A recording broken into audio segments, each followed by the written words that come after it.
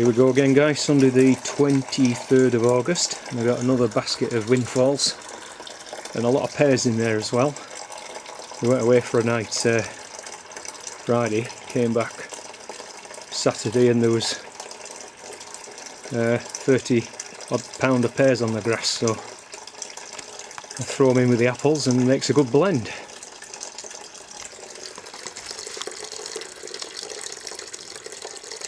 Love that sound.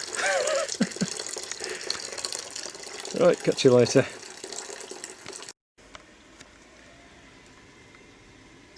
So just shy of 3 gallons, so there must have been 50 plus pound of windfalls there. And then in here, this is the one I did a few weeks ago. I put it in the freezer, so I'll thaw that out, and then that can go in there. So I reckon it'll probably, I should get around about 5 gallons, and that's just all out of windfalls. So that's so good, because hitherto, as I say previously, they were just rotted. I couldn't do anything with them. But so the press is just worth its weight in gold, liquid gold. So guys, if you want to know how to turn that into that, check out my playlist. There's plenty of stuff on making hard cider. And before I go, I'm just going to show you these. I picked these this morning. These are Williams Pears. So most of them are pretty good. There's a little bit of scab, but nothing. I don't think that we'll should be able to sell most of those. Hopefully, fingers crossed. Otherwise, if I can't sell them, I'll press them and then more pear cider. So either way, it's a winner. But yeah. So after last, well, what was it, back in late May, was it, or somewhere time I had that pear midge, I was dreading I wasn't going to get a single pear, and there's probably been around about 60 pounds plus, I would say. There's still some more I've got to pick. I need my fruit picker thing on an extension to get to them. So yeah, it's turned out very well indeed. Okay, we'll catch you later.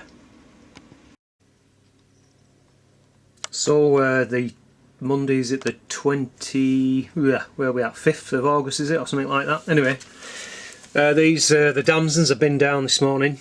That's most of them. There's maybe about another pound. That's the last of me cucumbers. I've pulled the plants out now, and then I picked the last of the pears using my this extending.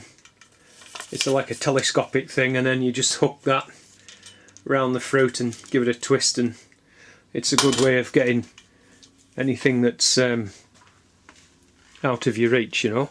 So as I say, I haven't weighed them, but I'm estimating 40–50 pound of pears. Another big tub of cherry toms, 2 lovely heads of Savoy cabbage. I'm going to try Muddy Boots' tip of pulling them up by the root and hanging them upside down in the shed, because the trouble is they're all sort of maturing at once. So just trying to see if that'll give us a longer use time, really.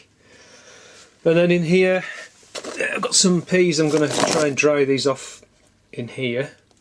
These are Monge 2.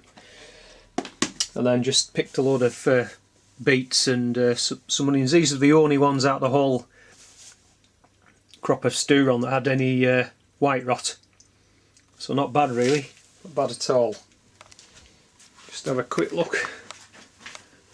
So this is the bag of juice that I froze. I don't know if you can see. It's just a little bit still frozen in there, so it should be later today. I'm going to take that out of there and dump it into this one, so we should be coming up here somewhere, and then get some Camden tablets in. Once they've been in for 24 hours, I'll put some Pectolase in, and then we'll just leave it to again for, I don't know, 24 hours, and then I'll pitch some yeast. So I'll keep you updated on that. It's been a gorgeous day. Shame it's going to absolutely chuck down tomorrow. So I've been on the plot most of the afternoon, trying to get as much done as I can before this rain comes in. So I've cleared some more beets, and we saw those before. That's the last of the multi-sown stew on onions. So I've been making another frame. I've just taken another lettuce of the Hild 2 variety. Pulled the last row of peas out, so I don't know, not sure what I'm going to fill that gap with yet, if anything. I've been taking more of the Savoy, so cleared that one out and filled it with spring cabbage, and this one, there's about half a dozen left, and I've hung 3 up in the shed upside down. So those, probably clear those in the next couple of weeks. And these other Savoy, as I've shown you, but they're really motoring on now. I can't remember what day I planted them, but they're really looking good. So hopefully come next, I don't know, January, February, we'll have some more.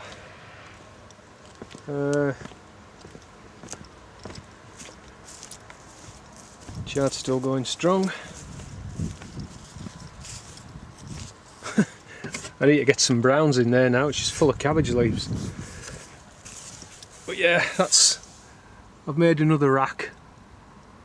You see there, so I've got some more of this. I'll take it home now and cut it to shape with the angle grinder, and then I can sit that last lot of stew and onions in there out the rain.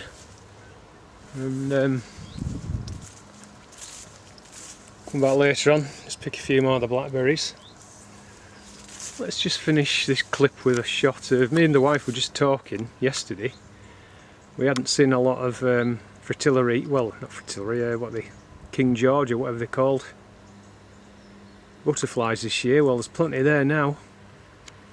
They're absolutely loving it, loving this verbena. See if I can get a bit closer.